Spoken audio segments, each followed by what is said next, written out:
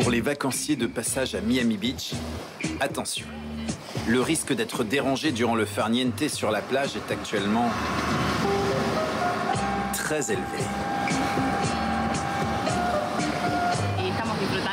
On profite bien de la plage. On n'est pas dérangé du tout. Tout va bien. Le secteur où se trouvent ces touristes vient tout juste d'être terminé, réaménagé. Et il en avait bien besoin. Il y a quelques mois, ici, on aurait été dans l'eau? En fait, on aurait les pieds dans les vagues, oui. L'eau montait jusqu'à cette guérite. C'est pour cette raison que tout à côté des baigneurs, les travaux continuent.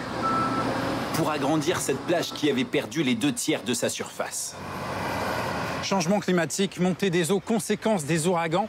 En quelques années, cette plage a perdu une vingtaine de mètres. Et ça se voit très bien ici, parce que justement, ces 20 mètres, la ville de Miami Beach essaie de les regagner sur la mer grâce à tout ce sable déversé chaque jour.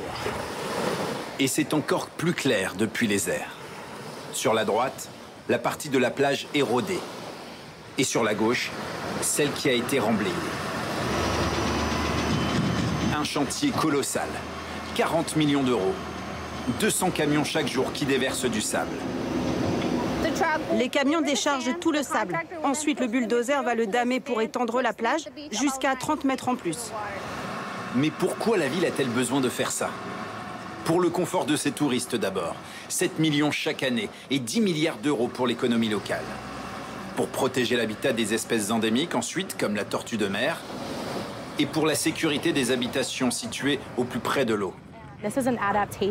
On s'adapte à toutes les conséquences du changement climatique, que ce soit la montée des eaux ou les tempêtes, de plus en plus fréquentes et violentes.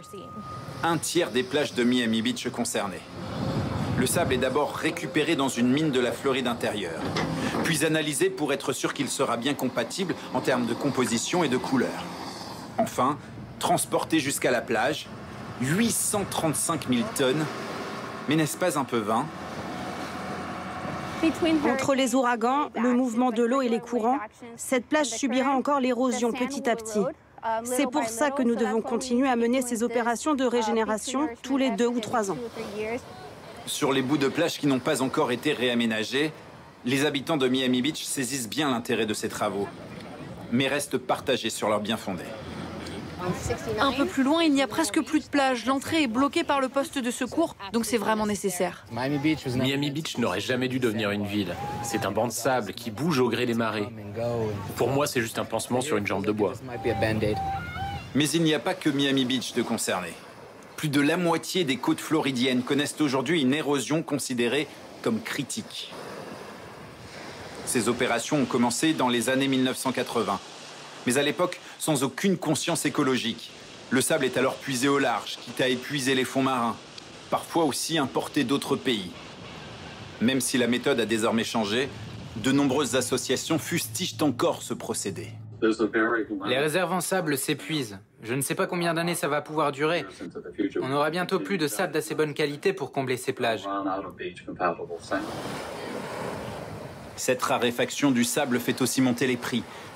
Et la mer continue de grignoter 20 cm par an. Malgré tout, Miami Beach ne veut pas renoncer à ses grandes plages, contre vents et marées.